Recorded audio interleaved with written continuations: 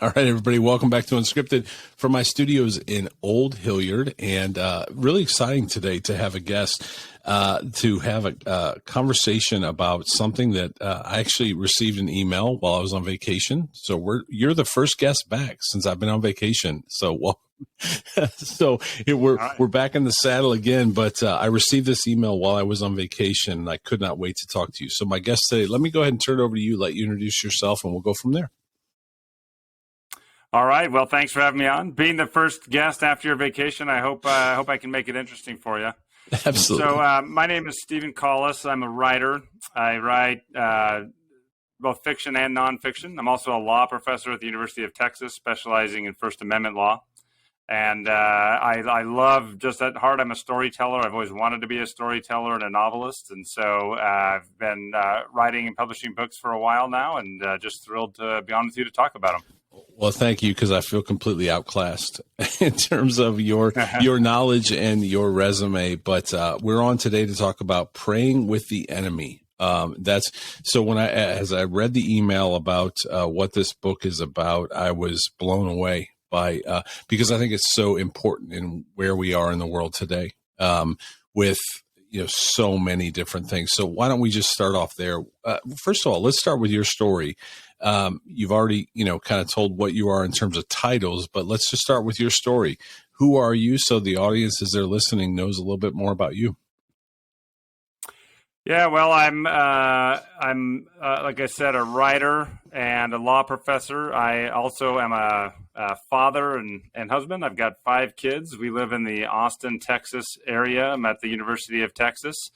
And if I'm not teaching or writing about law, I'm writing or working on books or spending time with my family. I think that probably sums me up pretty well, generally. So you wrote this book, Praying with the Enemy. First of all, where did this all start?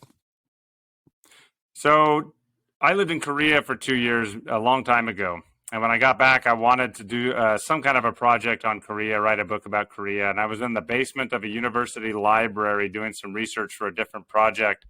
And I found this out-of-print memoir about an American fighter pilot that had been shot down behind enemy lines in the Korean War, snapped both his ankles, got captured, survived, escaped, got recaptured, and then with a North Korean soldier managed this miraculous escape. And he had written this book after he had returned to the United States. And, it was out of print, old and dusty. No one knew about the story. And I just thought to myself, one day I'm going to bring this story back to life. So it started 20 years ago. Wow. And I finally reached a point in my career where I had a publisher that wanted to go forward with it. And I was excited to go forward with it. And that's how we started moving forward. So is the book fiction or is it nonfiction? It is mostly nonfiction. It's fictionalized to the extent that I made it a historical fiction based on the true story, but many of the facts in there are absolutely true. And in fact, one thing I put in my author's note at the end is probably the facts that seem the most unbelievable are the ones that are most likely true. Really? Where I fictionalized it is I tried to work with pacing. I wanted it to be fast-paced. I wanted to include a bit more dialogue than I otherwise had available to me. And then there were a few people that I created one character that represented a few people instead of kind of having these different folks, and I just did that kind of for narrative pace. But by and large, the story is true and tracks the real story of these 2 men, this North Korean soldier and this American fighter pilot. So, excuse me, you found this memoir, you write this book. What was the thing that captured you when you found the memoir? Like what made you want to pursue this project? I just found the story just unbelievable. And a detail I left out is the North Koreans, after this fighter pilot, his name's Ward Millar, after he escaped and he's hobbling across the countryside with 2 broken ankles, the order had gone out that he was to be executed on sight. So when he gets captured, he figures this is it, it's over. Right. But the North Korean soldier who captured him was a closeted Christian And most people don't know this, but there were some Christians up in Korea at the time, and especially in what is now North Korea. And the communists had essentially taken the position that any religious group needed to be basically crushed, because religious groups represented a threat to the new communist regime, because people would be loyal to the religious group as opposed to loyal to the new government. So he had to basically go into hiding and be closeted in his religion. Then he was forced into the North Korean army. And then when he captures this American, he's got orders to execute him.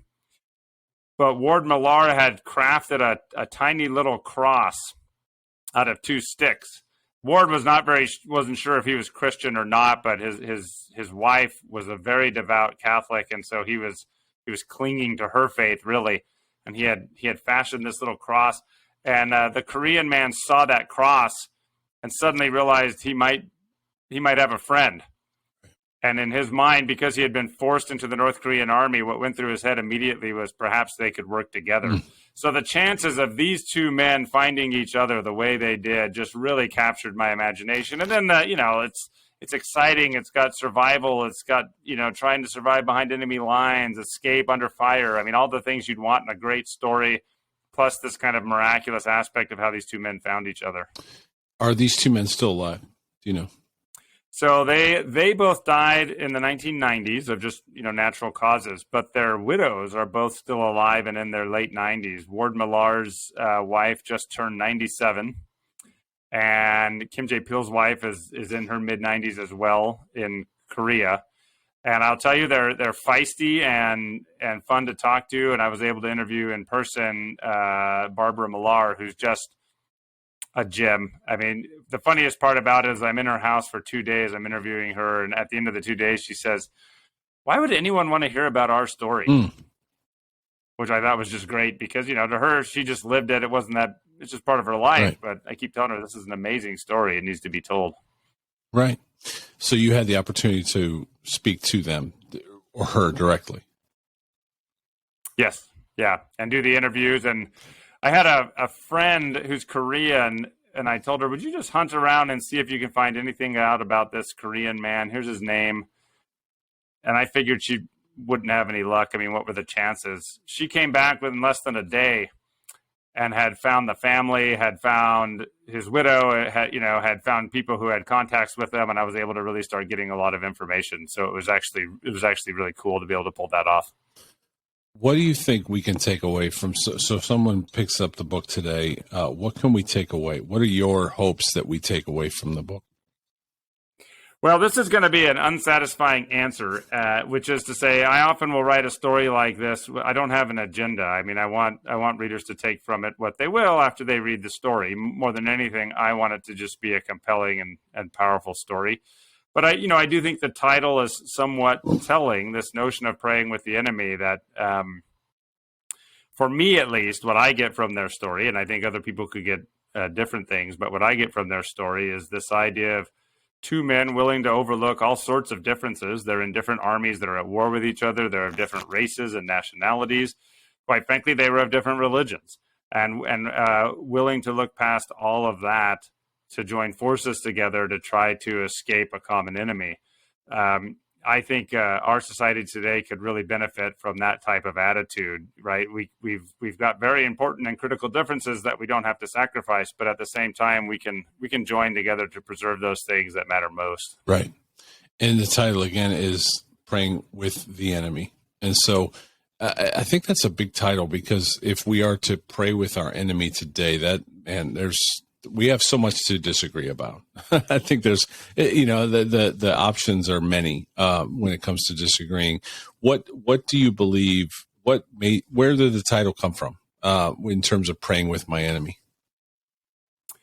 You know what? It's just something that came to me. It was the very first. Normally, I pitch a title to my editor and publishers, and they come back with 17 different alternatives, and then we go back and forth for weeks on end until we settle on something. This time, it was the first thing that came to mind for me. It made sense. I pitched it to my publisher. He loved it, my editor, and then he took it back to his, the publishing committee and everyone else at the publisher. They all loved it, and we just stuck with it from the beginning. It just made sense. And you've got these 2 men who, technically are supposed to be enemies, but realize very quickly that they can they can be allies together and do have this, in the case of the American, kind of a budding faith, and in the case of the Korean, a struggling faith. He was someone who was very devout, but then was really beginning to doubt himself and his faith. And so them praying together to try to escape is what makes for a really compelling story. So that's how I got to the title. When did you start writing the book? I first started writing it. It depends on what you mean by writing, I suppose. But the really thinking of the narrative and how I craft it was probably about 2 years ago. Okay. And it was about 18 months worth of serious research and outlining and figuring out how the scenes were going to break down, who were going to be my point of view characters, how was I going to make the stories merge together. Obviously, I have the history of the two men, but then there's also a question of pacing and timing and how you want to pull all that off. So I have to think 2 years ago was in the midst of pandemic, probably starting, or we were in the midst of it. We were also in the midst of, that's when this podcast started. It was in the midst of racial tension, a lot of stuff going on in the country in terms of, there was just a lot going on. Did that play into the title? And as you were writing, did you find something in there as you were writing, because there was so much going on in our country in terms of our enemy, and we were at war with one another in really many, many ways. Did you find that? It's interesting, not so much with this book, although I absolutely think that theme is there as we've already discussed it. But 2 years ago, I was actually finishing up my previous book, which is called The Immortals. And it is a nonfiction, purely nonfiction. It's the true story of 5 men who sacrificed themselves to save hundreds of others when a Nazi U-boat sunk their transport in the middle of World War II. Wow. These 5 men were each of different religions and one of different race. And as I was writing that book and wrapping it up right before I turned to praying with the enemy, the book, The Immortals, was originally going to be called The Immortal Chaplains, because the story that most people know about is about these 4 chaplains, each of different religions, who sacrificed themselves to save men of all these other religions. Well, as I was doing the research for that book, you mentioned, the racial tensions we were going through in 2020, and quite frankly, they're still, I think, dealing with today as a society. As I was doing the research for that book, I came across a black petty officer who, after the 4 chaplains had saved all these men when their boat was sinking, they were in the water, freezing water off the coast of Greenland. And Coast Guard cutters came to save them.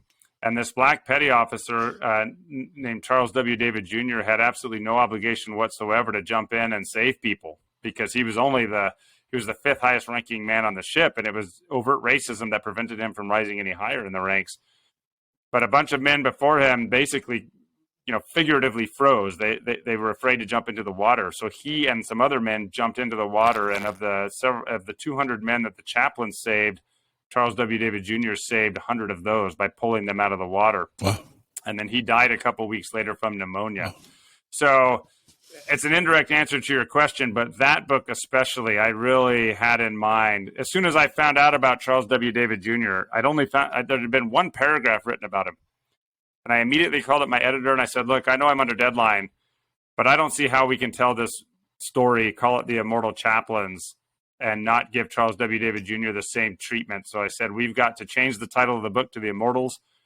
You need to give me more time to hunt down Charles's family, right, to do research on his background and his life story, and to give him the same treatment we're giving the chaplains. And so that was a wonderful opportunity, and it was so great to connect with his family and tell his story. And so all of that was very much at top of mind. And I think you can see the same theme in both books. It's the idea of people who have very, important differences, but trying to set those differences aside to kind of show each other and respect each other's common humanity.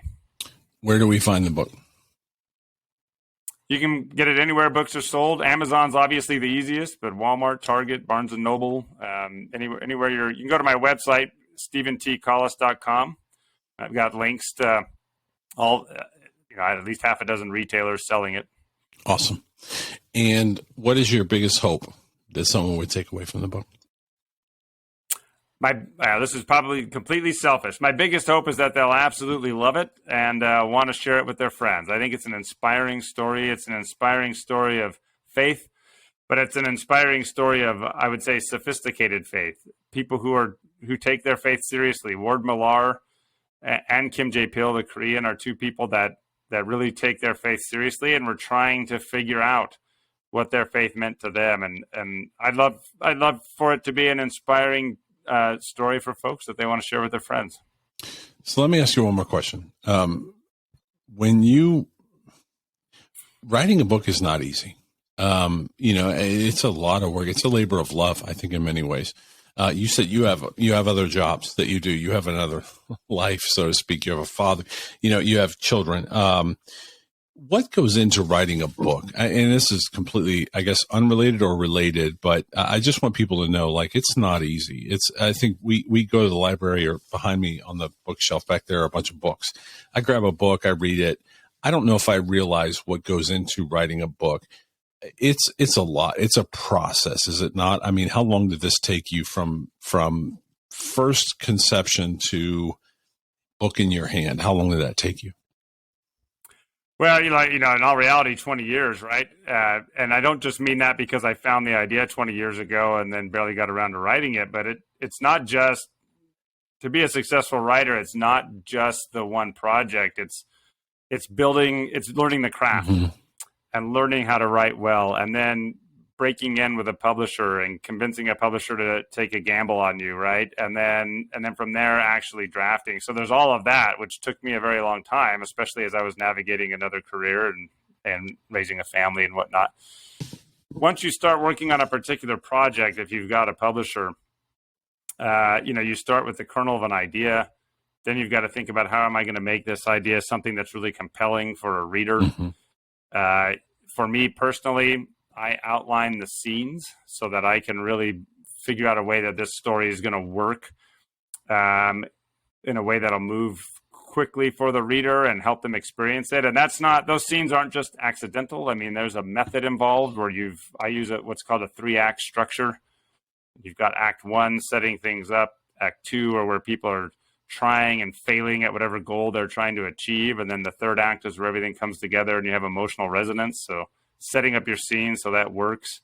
You've got subplots that have to follow a similar pattern. Mm-hmm. And then, of course, there's crafting and drafting it all, right? And making sure the scenes are doing what you intended for them to do.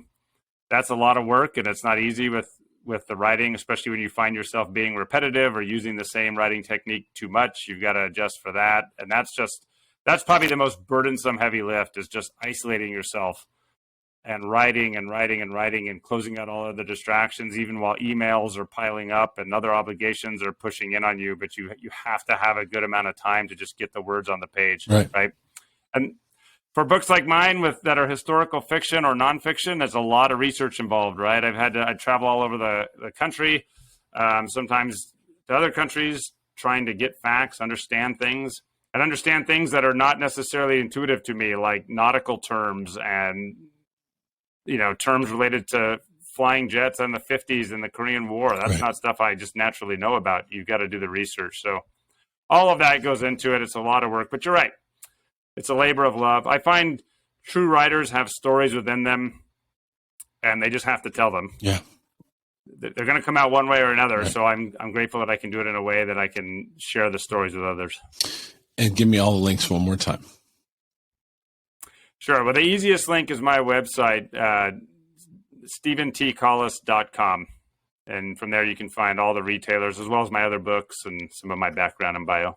Well, thank you. I know that writing is, you said it, we've said it a few times.